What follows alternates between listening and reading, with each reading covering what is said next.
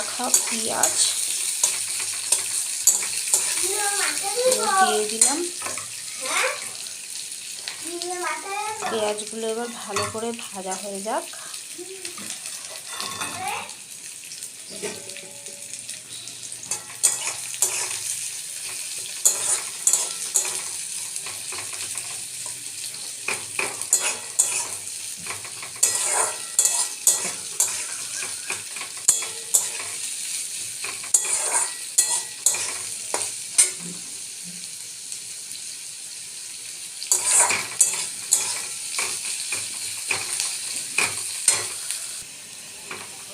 পেঁয়াজটা ভাজা হয়ে গেছে, এর মধ্যে এবার দিয়ে দেবো আদা, রসুন, কাঁচা লঙ্কা সব বাটা।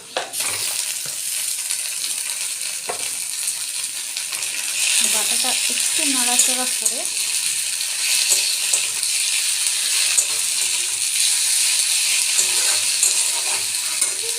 এবার এর মধ্যে অল্প একটু জল দিয়ে দিলাম।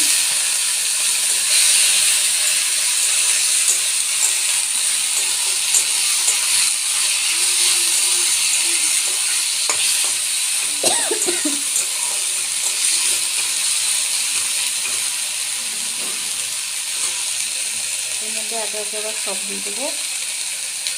হলুদ গুঁড়ো, ধনে গুঁড়ো,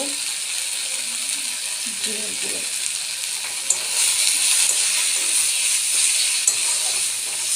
এটা খুব ভালো করে ভাজতে হবে। আমি একটু তেল কম দিয়েছি, কারণ যেহেতু মাংসটা তেলওয়ালা মাংস, পরে অনেকটা তেল বেরিয়ে যায়।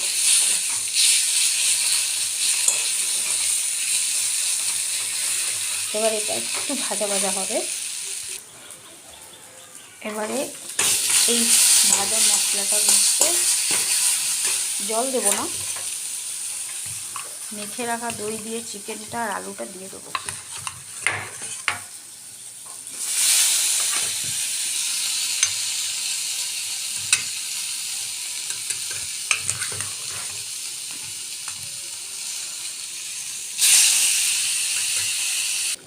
মেখে রাখা ম্যারিনেট দই দিয়ে ম্যারিনেট করা মাংসটা আলুটা দিয়ে দিচ্ছি। খুব ভালো করে এবার এটাকে নাড়াচাড়া করতে হবে যতক্ষণ না মাংসটা একটু কষা কষা না হচ্ছে ততক্ষণ।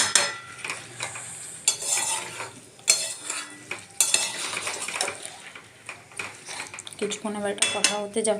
নুনটা আমি অ্যাভয়েড করেছি, কারণ নুনটা দিয়ে আমি মাংসটা আগেই মাখিয়ে রেখেছিলাম।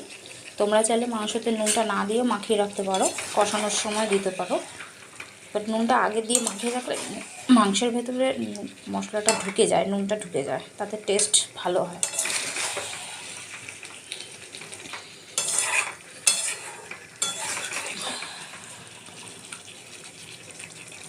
আর এটা খুব ভালো করে কষাতে হবে।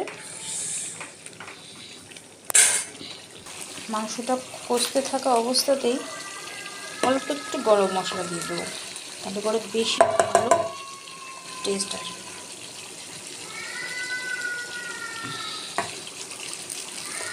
তোমরা চাইলে পরেও দিতে পারো, কিন্তু কষানোর সময় মাংসটাতে যদি দাও, দিয়ে ভালো করে কষাও, পরে উগ্র গন্ধটা ডাকবে না, কিন্তু টেস্ট পাবে।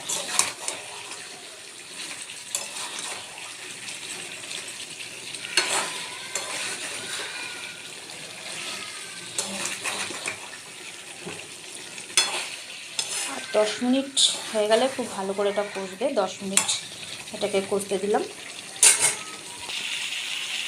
দেখতে পাচ্ছ বন্ধুরা, পুরো কষে গেছে, তেল পুরো ছেড়ে দিয়েছে। এবার আমি যেই বাটিতে মাংসটা মেখে রাখা ছিল, ওই দইয়ের বাটিটা ধুয়ে জলটা দিয়ে দিই।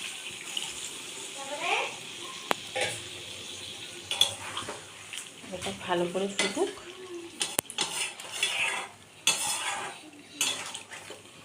হয়ে গেল। খুব সাধারণ, খুব কম মশলাতে মাংস রান্না, খুব কম তেল, যেহেতু এটা মাংসটা ছাল শুদ্ধ ছিল।